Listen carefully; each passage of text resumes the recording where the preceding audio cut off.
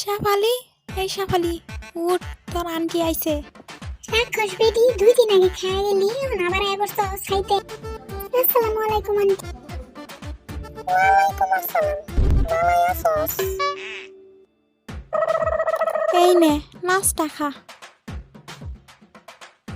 High high, ভাবি এত কিছু করুন লাগে। আচ্ছা কি আর করার, খাই দেখি। আশা করি তুই এত ঘুমাইছিস কি? খাওয়াই দেবো না? না তো খাওয়াই, কিন্তু সমস্যা কি জানেন, কতগুলা রাক্ষসকে সে সব খায়ালা। কি রে, ওর করে খাওয়াই রেছিস কি রে?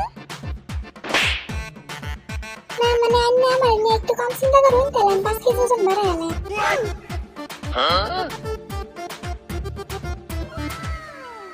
আরে আজকে তো খাই পেলাম না, আজকে যাই আরেক দিন ফিরে।